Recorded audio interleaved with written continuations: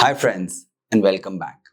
So today I will be sharing with you a very powerful principle, a very powerful law which we call the law of karma, and its companion law, the law of reincarnation. These laws simply show us that life is not a coincidence. Nothing happens by chance, but everything happens because of a complex web of causes and its effects. So most of us think that the law of karma is very simple.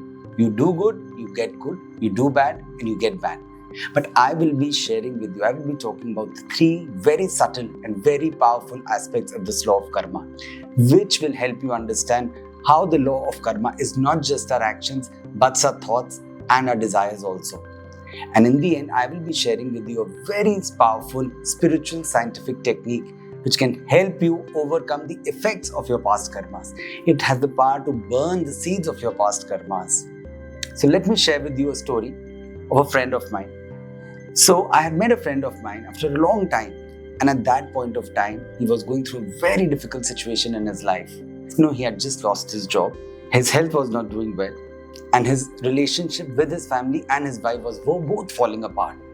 And he was in a very devastated situation, and he was really complaining, crying, why God has done this to me. I have never done something so bad that for which I have to face a situation like this in my life. And I really could not explain him because he wasn't very receptive at that point of time that, I would have just said this is actually because of certain past karmic action that you're suffering so much.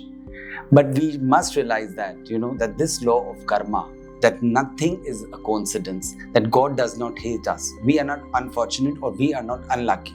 We are simply paying certain debts of certain past karmic actions. And once we understand this law, we'll have the answers for why certain people are born in opportunity. They're born with all the wealth. They're born with everything which makes their life beautiful and easy. They're born intelligent also, and success comes to them very easily. And at the same point of time, some people, they are born in poverty. They're born with lack of opportunities. They're born with certain diseases and they're born with challenges. And life seems so difficult for them. For some people, success comes with a very minimal effort. And for some people, despite putting their best effort, all the hard work, still they face failures. Why certain families meet with an accident for no fault of theirs and everyone suffers.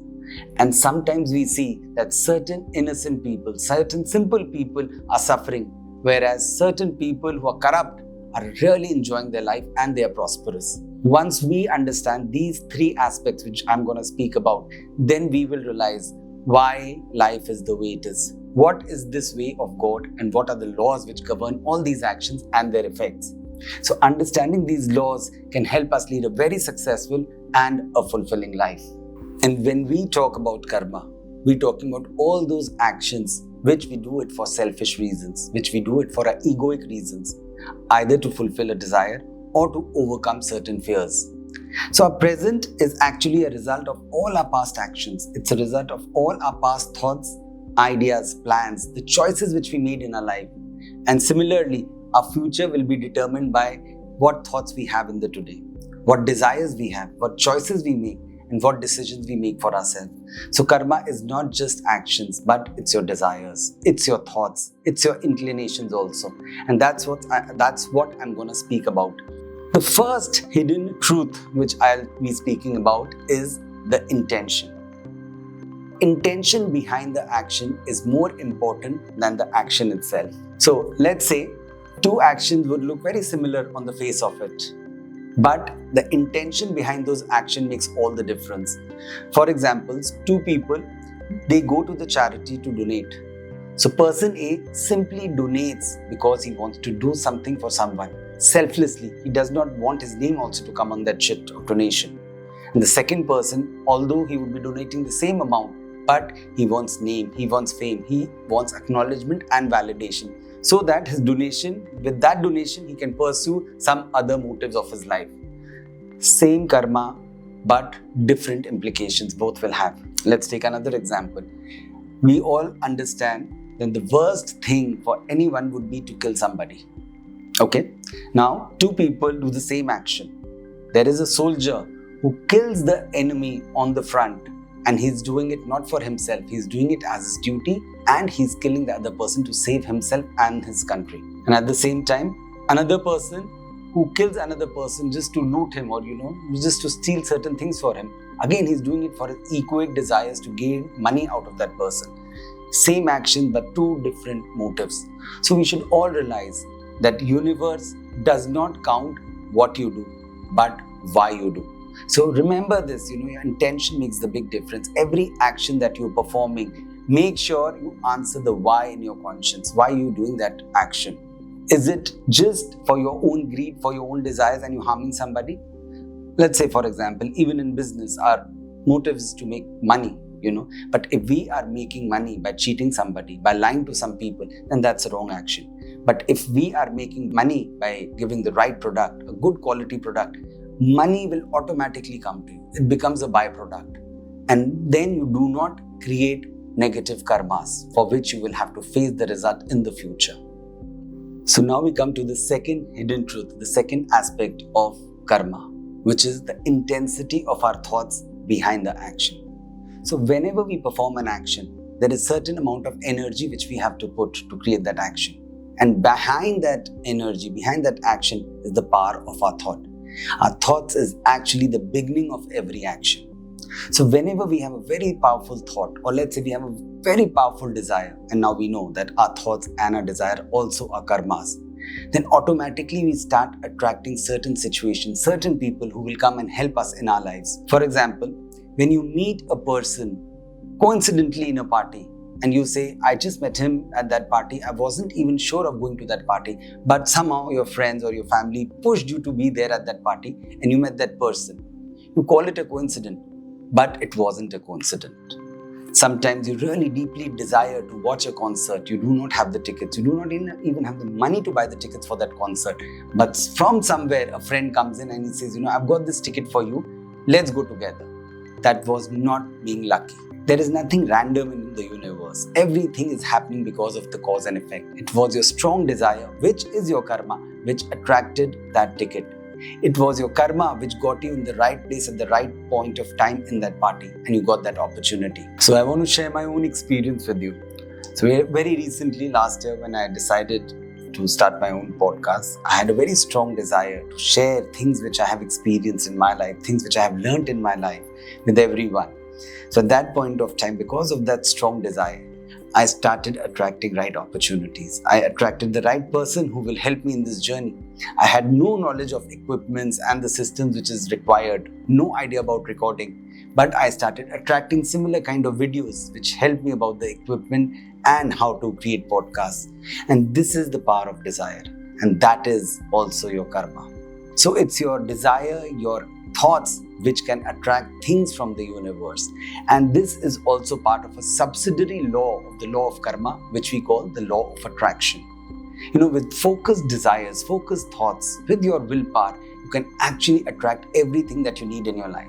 I have spoken about this law of attraction, which we call the magnetism, in a podcast, and I will share the details here in the description. It will help you understand how we can cultivate, how we can understand this law and work with the science behind this law. And we can attract everything that we need in our life.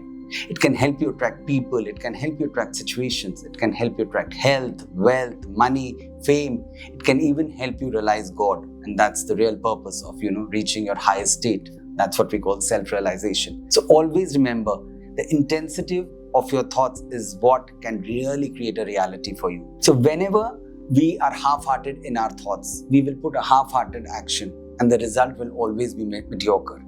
But when we are clear in our thoughts, when we are very strong in our desire, when we are giving 100% with our entire being, with all our heart, all our feelings, then we start attracting from the universe whatever we need. That's why we say your thoughts are things and your thoughts are karmas. So give your 100% to whatever task you are planning to do, and you'll see the results happening in your life. So this was the second law, which we said, intensity of your thoughts. And with this, we come to the third hidden truth, which we call that law of karma in the subtle reality is absolute in its performance, not quantitatively, but qualitatively. For example, you might hurt a weaker person, or let's say, for example, you somehow cheat a poor person of say 5,000 rupees. At that point of time, you are very well aware of the law of karma, and you just feel, okay, I cheated that person for 5,000 rupees and I know about the law of karma. Somewhere in the future, universe will take 5,000 rupees from me. Till that time, it is like loan from the universe. But law of karma does not work like that. The amount of suffering that poor person went because of that 5,000 rupees, that 5,000 rupees could be worth of 1 week of ration for that person. In future, you will go through the same kind of suffering which you caused to that person. That suffering will not cause an indirect loss. Probably you might meet with an accident. Probably you might fall sick and you'll have to spend that amount. But the suffering would be equal. So universe does not measure the amount of money, it measures the suffering.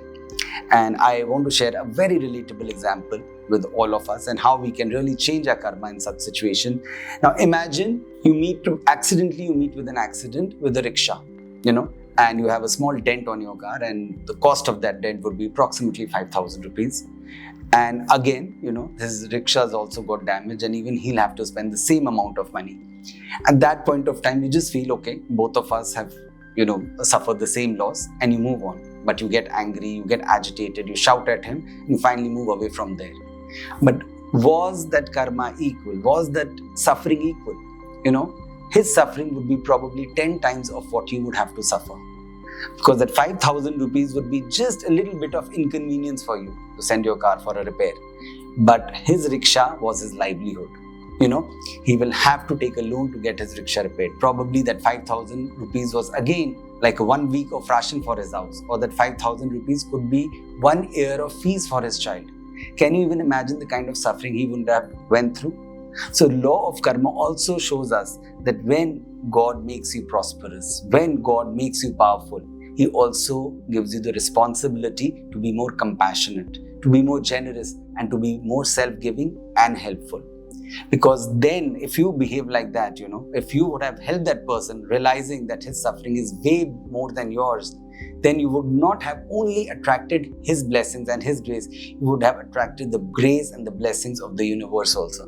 And this is where we understand what is the power of being grateful, the power of showing gratitude to everyone who's weaker than you or who's smaller than you. And this is very powerful. So every time you take an action, make sure you are not hurting somebody. Make sure your actions are not harming anyone. You have to be that conscious, and only then you create the right karmas, not for yourself only, but for your entire being and for your future destiny. So let's understand what is law of karma and why is this law being created for ourselves. So this beautiful truth that God either entertains us or He educates us. But for both, we are the cause and we bear the effects. So law of karma is simple. As you sow, so shall you reap. If you do good, you will receive good. But if you do bad, you will receive equal suffering or equal pain. So, law of karma is simply designed by God so that we become better as people. We rise in our consciousness because certain challenges, certain obstacles which comes in our life, they're coming for our own past causes, because certain things which we have done and we need to correct our present actions. We also need to suffer sometimes. But God is really not ruthless. He does not want to hurt us. He's simply playing a role. And we can understand God's role when we see the role of our parents. Our parents discipline us. They sometimes slap us, they hurt us, but at the same time they love us and they care for us. They want us to become better as people. They will let us fall when we are trying to walk. So that we learn to walk, they will let us fall. They will scold us so that we become more disciplined and we become better individuals. But when we perform good actions, they treat us, they take us out, they entertain us. Similarly, God sends challenges to us for certain things which we have done wrong in the past, and also He entertains us by making our life easy, by giving us prosperity, by giving us opportunities and success. That's like an entertainment for Him, which He's giving to His children because of certain past good actions what we have done. So we simply have to realize this law.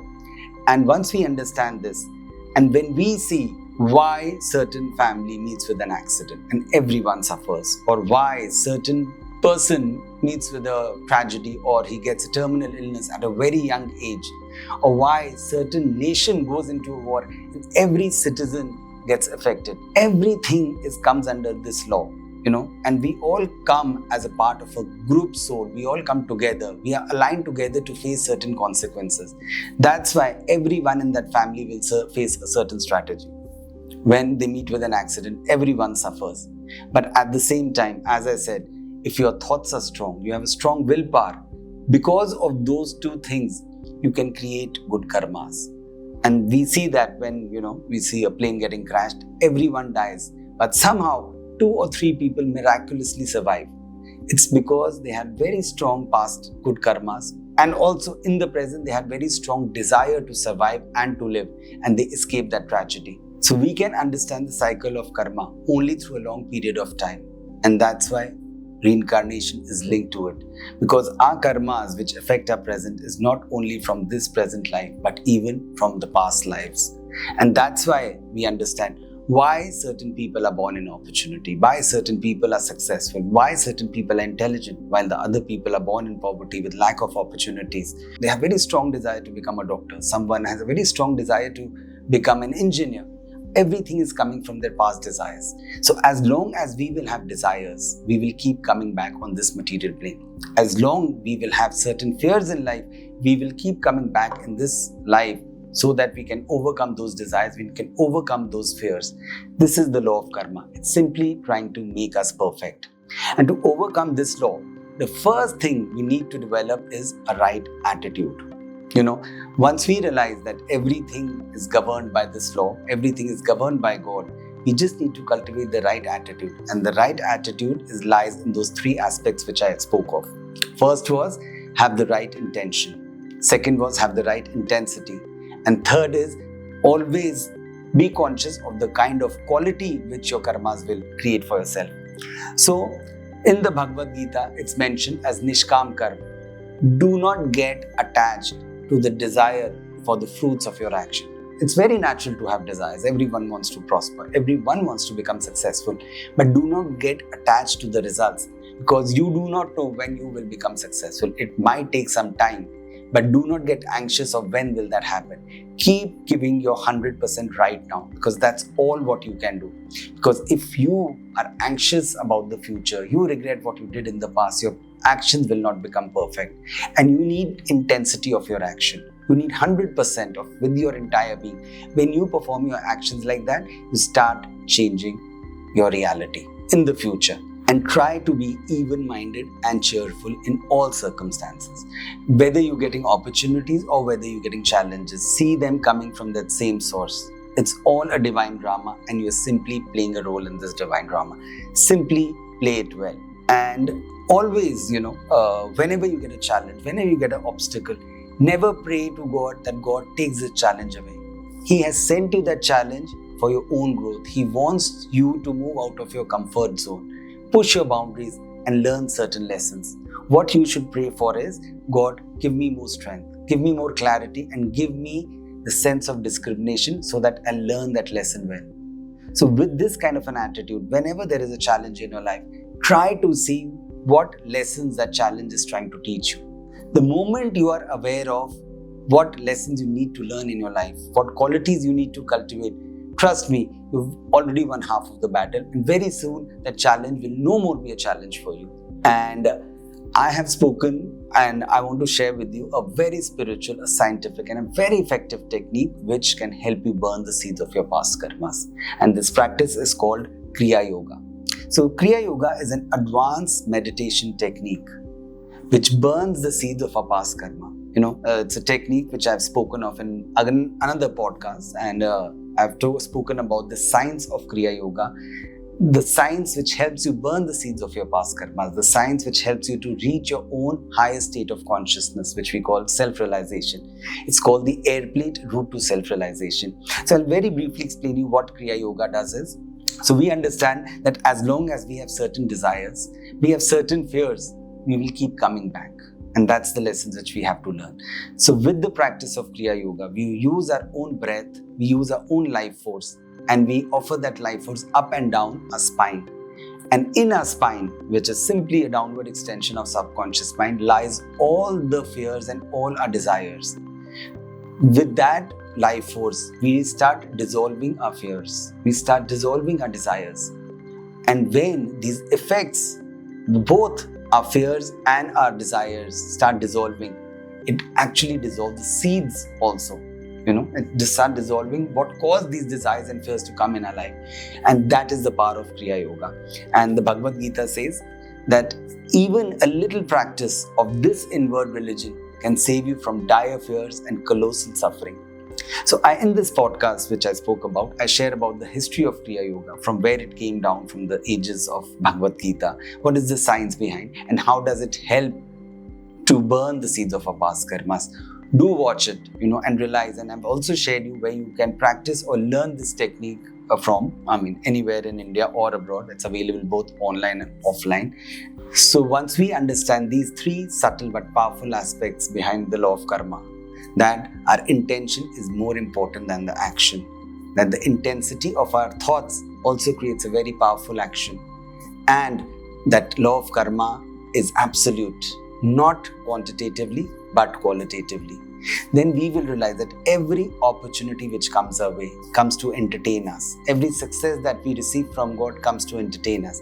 And every challenge, every obstacle also which comes into our life, they come to educate us. Because as I said, life either entertains us or it educates us.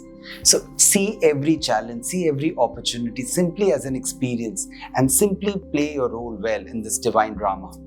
And if you think somebody needs certain help about why certain things are happening in their life, they need certain clarity, do share this episode with that person. It might just give him a bit of a help in very devastating times.